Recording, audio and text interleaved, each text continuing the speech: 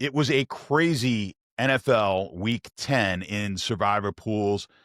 If you managed to survive and you're here with me for Week 11, congratulations. This is, of course, Scratching and Surviving. I am Statsational here for the Sharp app. If you don't have the Sharp app yet, head over to sharp.app, download it, and we've got a lot of amazing tools there for you guys to help with your handicapping, especially the Arbitrage tool, which you'll be able to bet both sides of a game at different sports books and lock in a profit, because sometimes those lines are off. So I'm not going to get into too much detail on that, but check it out. And if you have any questions, of course, leave a comment down below. I'll be happy to help you out with that. But use code SURVIVE at sharp.app for a discount on the Sharp app. All right, NFL Survivor last week. Sometimes the math and then what happens in real life line up, and that's what happened last week. All right, we want to be in those situations. Not often that we're going to be able to be in a situation where we could take the team that is much lesser picked or owned than a team that is going to be a much higher owned and yet has a decent differential in win probability. And we got that opportunity last week. So if you were lucky enough to have either Denver or Seattle available to you, those were obvious choices to get off of the chalky Carolina pick. Now, Buffalo was another one of those teams, and unfortunately, they lost. So I myself you get lucky sometimes. I had taken Buffalo with both of my entries that I have in my buddy's pool that I'm still alive in. I had taken Buffalo already. Otherwise, I would have used one of my picks on Buffalo, right?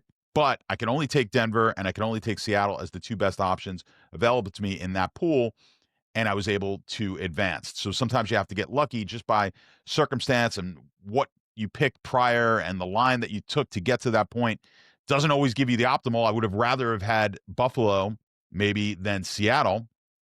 They had a little bit better win percentage, but sometimes it's just going to work out. You got to get lucky. In the DraftKings, I had the same situation. I had used Buffalo, couldn't use Buffalo, so I had a Denver and a Seattle there. So again, I advance in that pool. You get a situation like my brother. He was in that same pool. He's in my buddy's pool. He had one entry left in that pool, and he could not take anyone other than either Buffalo or Carolina out of the big teams that were taken or the big teams that were being picked. So he really had nowhere to go that he was going to be able to win. So is that his fault? Is he a terrible picker? No. I mean, you just get lucky sometimes with who you can pick. I certainly would have taken Buffalo if I had the opportunity. You get lucky and you advance. It takes a lot of luck, not just in your team's winning, but in the teams that you can potentially take for that given week. And that's part of the thing.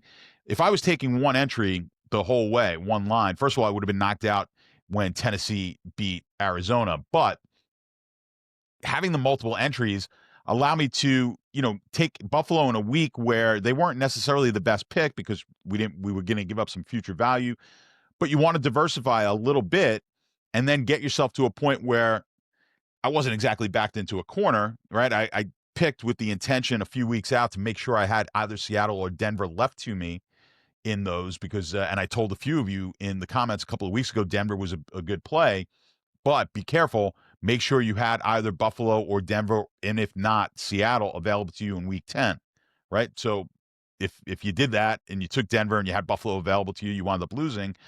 But, I mean, that's just the way it goes, right? But I'd much rather lose in that situation with Buffalo than I would have with Carolina. Why? I talked about it last week. When we do the math there, if Carolina had about a 30% chance to lose their game, and you were getting about 30% of the picks on Carolina, well, now you're talking about an expected elimination of 9% of your pool. 30% multiplied by the 30%, you've got about 9% of your pool that you're looking to knock out. We've got a situation this week where we could compare that to, right? And we did 2 weeks ago as well. I compared it on last week's video. But you're going to have a big favorite here this week in New England, Thursday night game, and they're being picked heavily, upwards of maybe 50% in your pool. Is that a better pick than Carolina was last week? Well, let's dive into it. Let's look at what we've got going on here on, I guess we'll go to the spreadsheet first, and we'll open up my spreadsheet for those of you new to this channel. This is a spreadsheet that I just put together, and I mentioned it last week. I know a lot of people have asked me for a copy of the spreadsheet. Just because of all the manual entry, it's difficult for me to send it because explaining it's going to be difficult. but I am working on getting this on at least like a website or something like that where you guys can easily be able to access it. And then what I'd love to do is for you guys to be able to not just input, the future value weight like I do on here, and you could change your entries. I had originally just made this like if I'm in a pool with 30 entries and I wanted to start with 100% future value. This just gave me an idea. Hey, if I want 4 different teams, this is what the spreadsheet is suggesting those 4 teams should be in the allocations of those. Obviously, you don't stick, hard and true to exactly what the spreadsheet says, but it gives us a good idea. For the videos, I like to leave it at 100 because it sort of replicates a percentage of the team. So this would really be 61 and 39%, right? But we look at the spreadsheet, 0% weighting means we're not looking at future value. This is for very small pools, and by small, I mean small amount of the field left. These are pools where they could be won in the next few weeks. A lot of you are in a situation where you might be able to win your pool this week, next week, or someone in your pool is going to be able to win it. You look at the Grandissimo, which is the big $100,000 pool over at Circa, they're down to 6 people. They've talked about chopping it. You have to get a consensus, of course, to want to chop. They don't have all 6 people willing to chop the pot, or at least maybe chop a portion of it and then play for a portion of it. This inevitably happens in a lot of these pools, the big ones. You get down to a small amount of people left. Sometimes the deal's worked out. It used to happen in poker tournaments. I assume still does happen in poker tournaments. I have not played in a big poker tournament in a while. But you may get down to the final table, the final 2, the final 3, and sometimes a deal's worked out where, hey, we'll chop 50% of this pot and then we'll play for the remaining 50% or whatever it is, right? But in Grandissimo, no deal is being done. It doesn't seem like one is going to be happening anytime soon. But that's a good pool to look at. Go on X and see what people have been taking. It's a good pool if you are in a small pool to see how those kind of participants play. These are, you hope, a little sharper participants than the average participant in a Survivor pool. They put a $100,000 entry in there, and they're also going to play it a little tighter.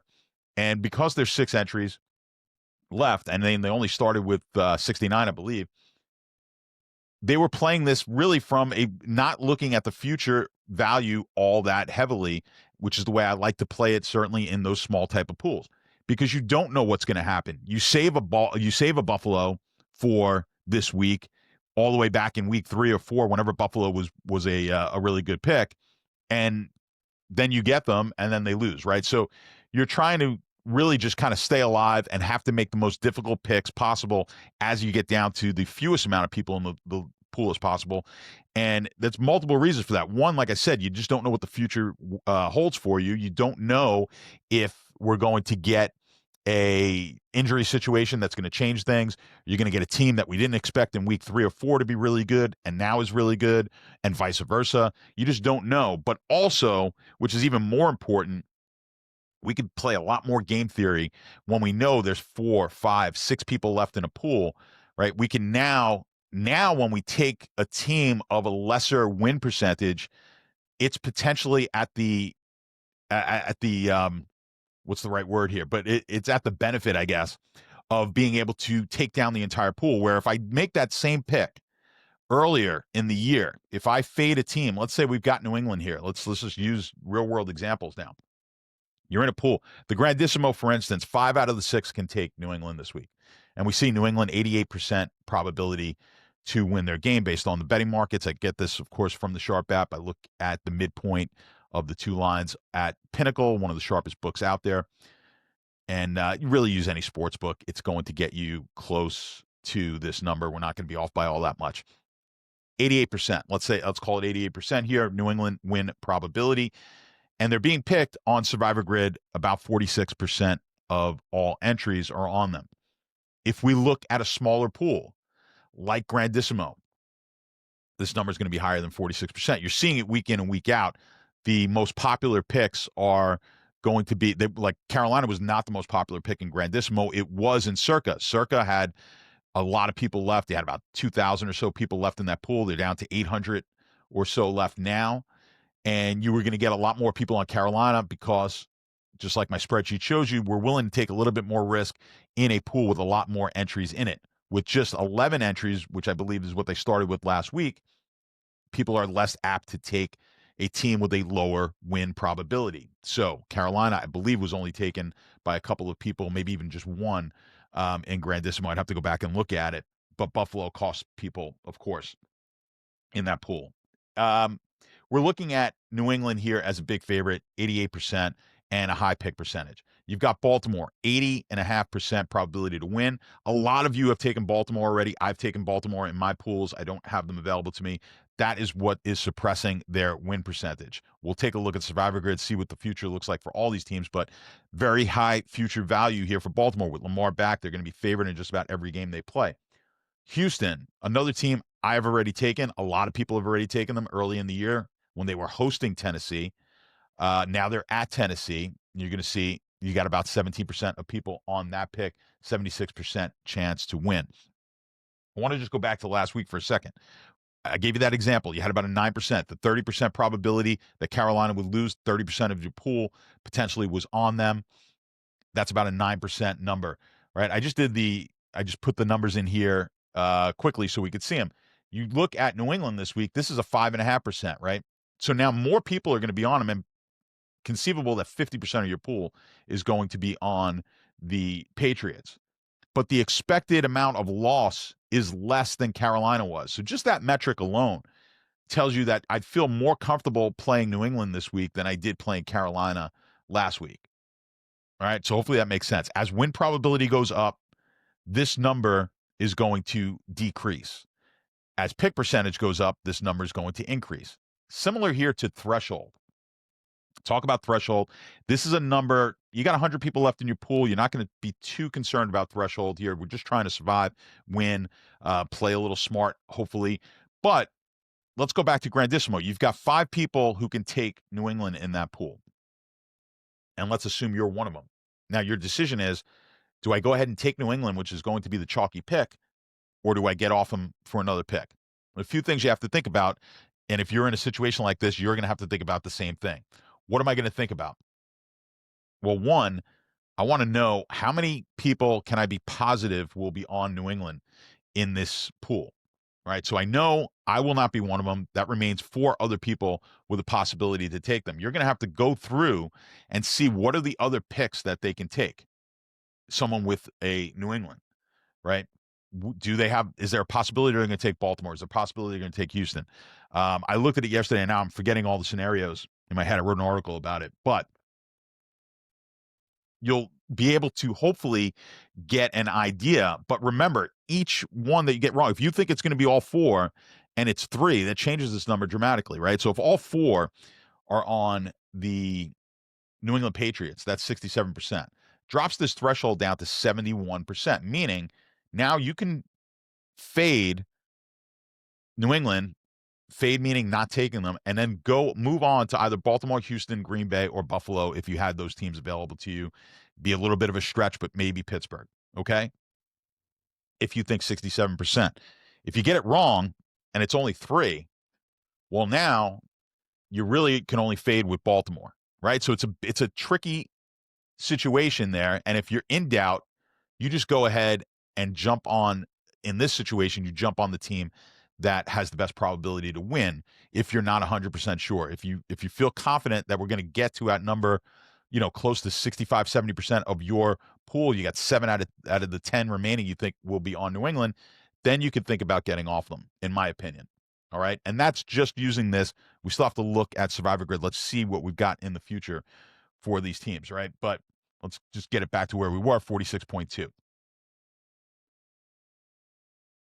So there's that for pools of smaller size, right? We got to think about what everyone else is taking. We got to start playing game theory here because we can win. The other thing you have to think about, if we're going to get off of New England, because we're so confident that 70% of our pool is going to be on New England, and again, I'm talking about when we're down to 10, 11, 12, maybe 15 people left in the pool, a chance for us to be solo, right? Now, the more people in the pool, the less probability we're going to be solo on a team. But if we're going to make these moves, we need to do it on a team that no one else is going to have, because we're basically saying this is our shot. We're going to take a shot and win the pool right here.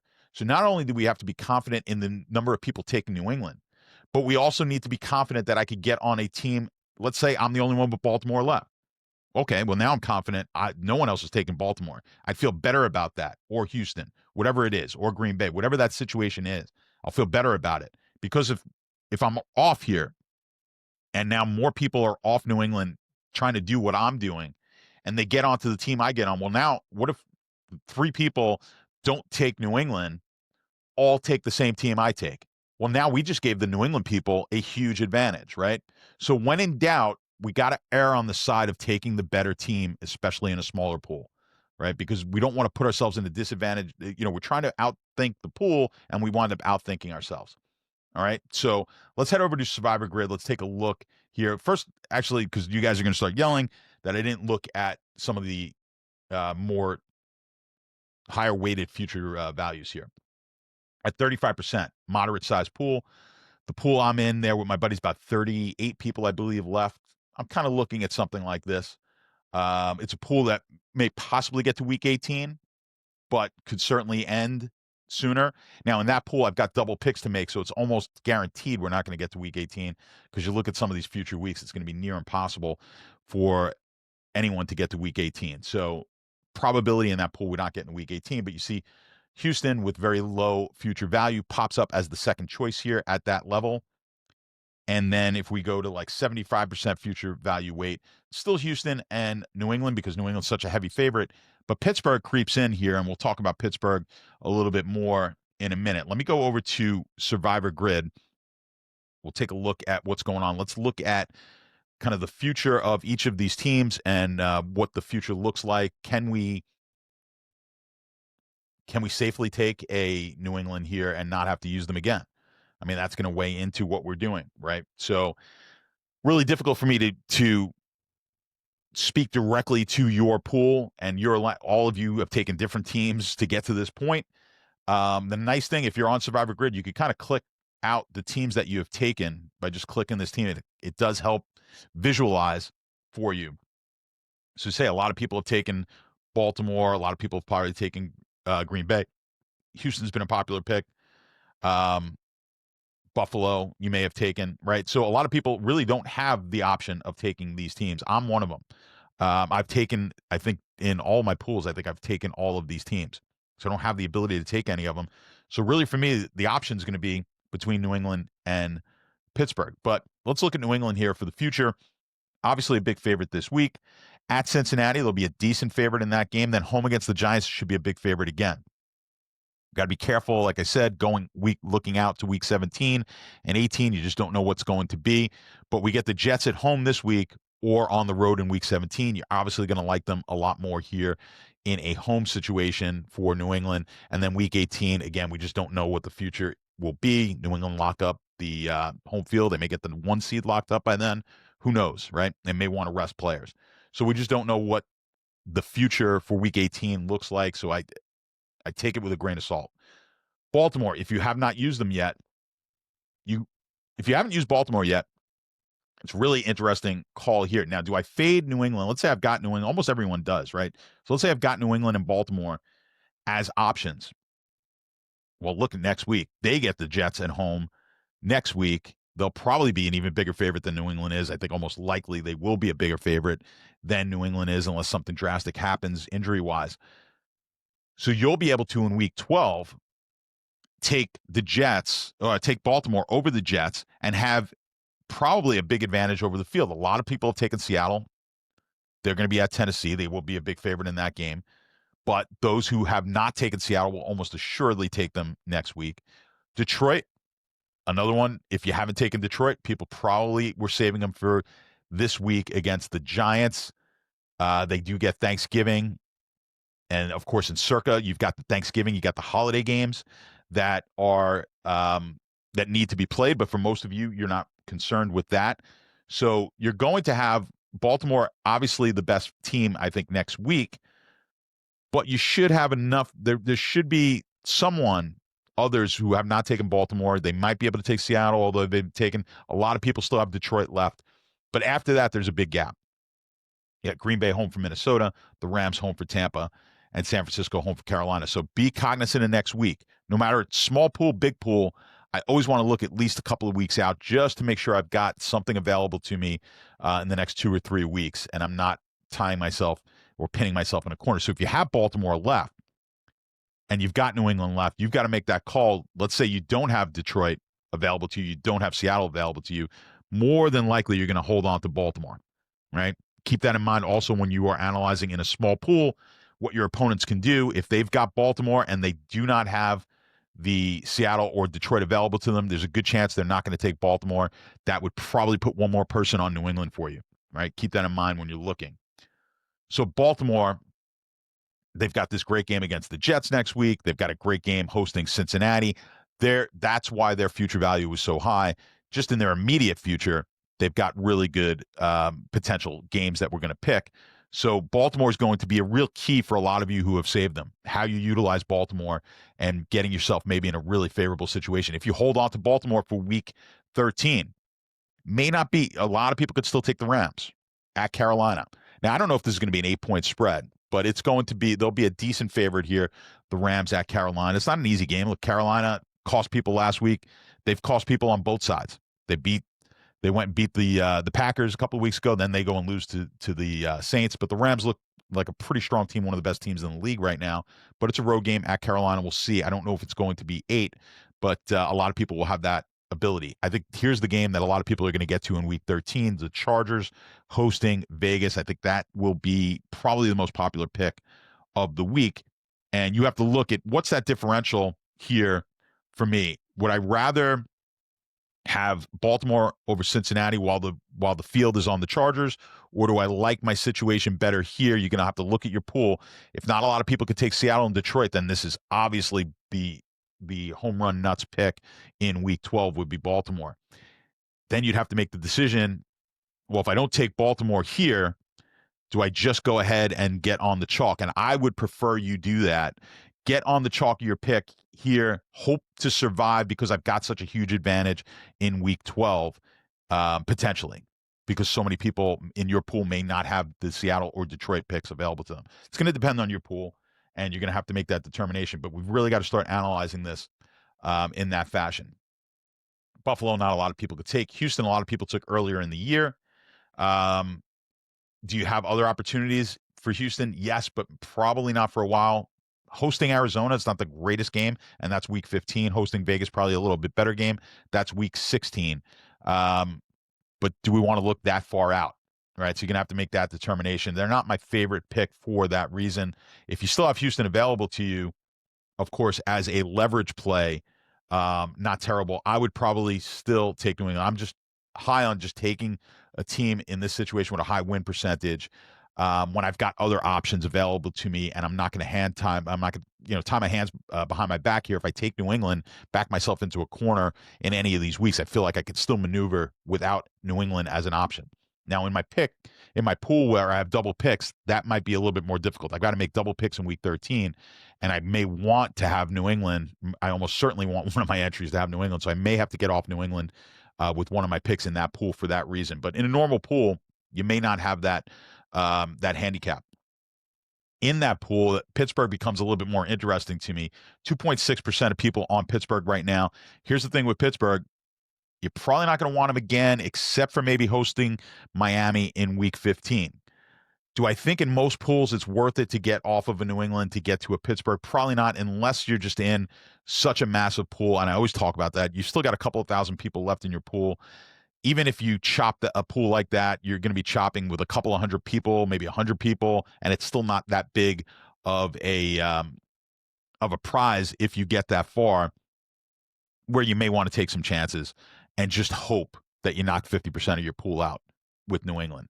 You get a crazy week like last week, maybe a New England loses and Houston loses, and you knock 60% of your pool out or 70% of your pool, right? You're hoping for some situation like that. But outside of that, or in a situation where I've got double picks coming up where it's going to be extremely difficult, I don't really see all that many other options to be able to choose here.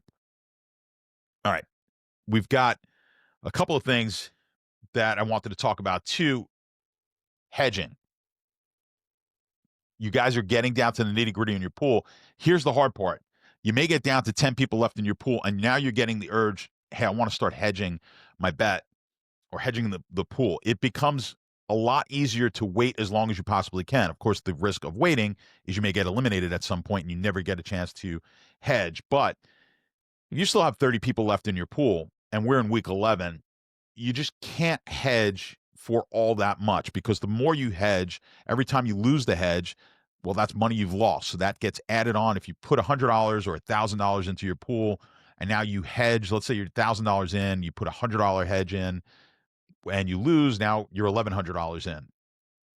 Next week you hedge now to try to make up, you hedge for a couple $100. It winds up being an exponential increase in your losses. And after 3-4 weeks, you're now just hoping to get your money back on your hedges. And that's not what we're looking to do. We're hoping when we start to hedge that we've got enough equity built up in the pool that we could use some of that equity to kind of cash out and change because there's such high variance year to year in survivor pools. The probability of winning your survivor pool is so low that when you do build some equity, it's nice to cash some of that out. Look, if you're a recreational player, perhaps it's not as important.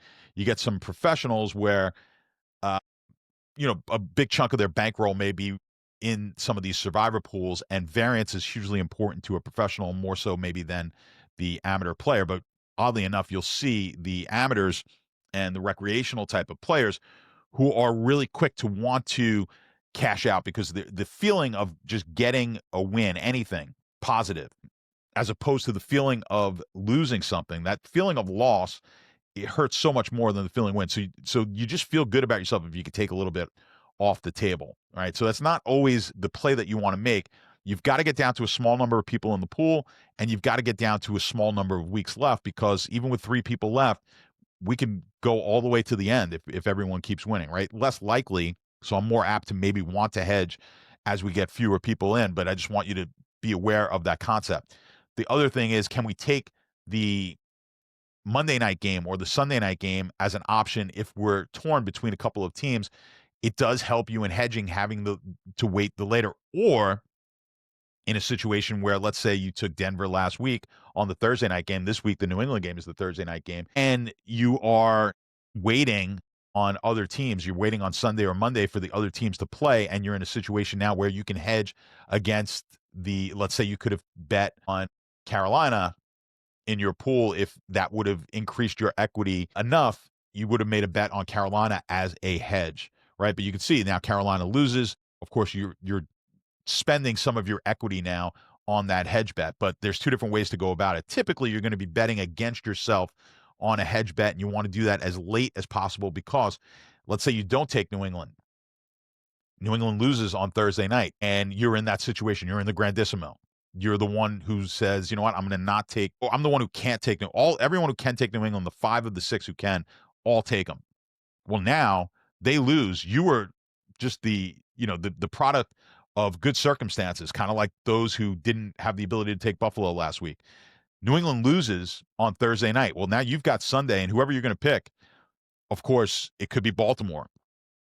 If they have Baltimore available to them, or it's Houston, whoever the case may be, you're now in a situation where you're going to either win $6.9 million, or I believe in that pool, everyone continues the following week. If everyone loses, I think everyone continues the following week. I'm not 100% sure on that, but most pools work that way.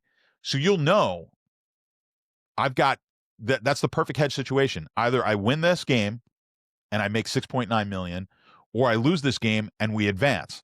So now the hedge works out perfectly. I can hedge $1 million, I can hedge $2 million, whatever the number is. And of course, you've got to be able to come up with that cash, and there would be ways to do that, certainly. But in your pool, let's say it's $10,000. And that's it. It's win or lose. That $10,000, you're going to win or lose, because everyone else, the 6 people that are left in your pool, the 5 of them are all done with New England because they lose on Thursday night. And you're the lone person sitting there just because you couldn't take New England, and you've got Baltimore left. Well, now you're going to make that bet against Baltimore. I like to do it with the spread. In that situation, maybe you want to do it on the money line. Right, so the money line, they absolutely must win the game, the underdog, for you to win that hedge bet, but you do get to hedge a smaller amount. On the spread, there's the possibility that Baltimore wins the game, does not cover the line. You win the pool, and you win the bet. Maybe in a future video, I'll show you the math behind that. I'll do it for you quick, just to figure out your probability, your expected value in that situation. Your expected value is going to be whatever the probability. We're assuming now New England lost their game. So we've got, let's go to my spreadsheet here, and so we could look at the probabilities. So on my sheet, Baltimore has an 80%. Let's say they got a 20% chance here to lose the game, or Cleveland has a 20% chance to win the game. New England's done. You're going to win $10,000 if Baltimore just wins the game. They get an 80% chance to win the game. So what's our first calculation? Our expected value here is 8,000. 80% multiplied by the 10,000 minus, let's say you put $100 into the pool, right? So just minus out what you would lose should you lose. But if Cleveland wins this game, you're not out of the pool. You still advance, right? So now we add the hedge in. So if we hedge just on the money line and we're getting, let's say we're getting plus 400, it's going to be a little lower than that, but let's say we're getting plus 400 and we want to guarantee ourselves a 2,000, 3,000, right? Whatever it is. So let's say for 2,000, we're getting plus 400. We're going to put a $500 bet now on Cleveland on the money line, right? You could do, that's a simple EV calculation. But how do we figure out what's the probability of me catching the middle? Well, we can assume that the line is, and let's see what the line is. I'll look it up. Right, so the line you're going to assume is about 50-50, and the line right now is 8. So what that means is there's a 50% probability that Baltimore is going to win this game by more than 8. There's a 50% probability Cleveland is going to either win the game outright or lose the game by less than 8 points. And there's 8, it could end on a tie as well, a push. There's a small percentage there. You can factor that in as well. Let's just assume, let's say it goes to 8.5 and there won't be any push. And we're 50-50, 8 or below, or they win this game, Baltimore, that is by 9 or more. So 50% of the time, we're going to win this game by 9 or better. We've got an 80% chance that they win this game. So what's the probability that Baltimore wins this game and doesn't cover? Well, it's simply that 50%, because 50% of the time they're going to cover. The other 30% of the time that they win, because they're going to win about 80% of the time, the other 30% of the time that they win, they're going to win by less than the spread, by 80, less than the 8.5%, less than the 8.5 spread. So they're going to win by 8 or fewer points about 30% of the time. So when you're doing your calculation, if you're hedging this on the spread, you're going to say, okay, I'm going to lose this bet about 50% of the time. Right? Baltimore's going to cover this game, but I'm going to win the pool. So I lose my bet. Let's say now I want to bet 2,000. Right? So I want to bet 2,000 on the spread. I've got a 50% chance that that's going to win. I bet 2,000. I'm going to lose 2,200, let's say, 50% of the time. I'm going to win. Did I say 22? Yeah, 2,200. I'm going to win 2,000 on that bet 50% of the time. It's going to be about a 50-50. Okay. So that's minus 1,100 gets added into my calculation, plus 1,000 gets added into my calculation. So right now I'm at minus 100, 50-50. If, of course, I lose the bet, I win the pool 50% of the time. Well, let's just call it 80% of the time I'm going to win the pool, right? That's the number. So 80% of the time I'm going to win 10,000, add 8,000 to my expected value. I'm now at an expected value of 7,900. What's the final piece? Well, that middle is the final piece. I'm going to win my bet and win the pool. So how many times do I do that? So I should have done the 50%, right? So 50% of the time, I'm going to win the pool and lose my bet. So you do that calculation. 50% of the time, I'm going to win the bet. I'm going to lose the bet. I'm going to lose 2,200, 50% of the time, right? That's 1,100. I'm going to now win the pool 50% of the time on that 10,000. That's 5,000. So I should really write this down. I got minus 1,100. I've got plus 5,000, 50% of the time. 30% of the time, I'm going to win the pool, 10,000. That's another 3,000, and win my bet. So that's another 5,000. So I'm going to have 3,000 plus 2,000 plus 5,000 minus 1,100. And then 20% of the time, Cleveland is going to win this game outright. I'm going to win my hedge, and I'm going to continue in the pool. I haven't even lost anything. So that becomes, we could just put in maybe our expected value, our equity, I should say, there, and to do those numbers. So I don't have it written out. I'm not writing it out. Remembering all the numbers in my head is a little difficult, but that's how you would calculate it. Okay. So 20%, you would win your hedge bet, right? So you could see where the situation is hugely advantageous if you are the last one to act. Because if New England loses that game, for instance, this week, you've got a big advantage in your hedge. Being able, if you're on in New England this week, right, the flip, the hedge is a lot more difficult. You can't win the pool because you've got other people on New England with you. So it becomes a lot more difficult hedge. Same situation, you've got $10,000 as a potential pot. But if you win your game, you're not going to increase your equity all that much. Hedging against you just potentially puts you in a deeper hole where, maybe next week you're now trying to dig out of your hedge hole, or the week after, right? So hopefully makes it a little bit clearer if I didn't confuse you guys too much. All right, we have gone longer than we typically do. I always appreciate you guys sticking in here, sticking with me. I know a lot of you look forward to these videos on Wednesday. I look forward to bringing them to you. And for those of you still alive, hopefully we can get all the way to the finish line. I want to survive with you guys. I'm trying to win mine. There's $1 million on the line over at DraftKings that I would love to win. For any of you guys who win, and there's some Circa people in there. Listen, if any of you guys take down Circa, I want to know where the party is. I will fly out there and celebrate with you for sure. So thanks for being here as always. I appreciate it. And we'll be back next week, hopefully with a little bit more equity in our pockets. Maybe some of you even taking the entire pool down. Good luck. I'll talk to you guys next week.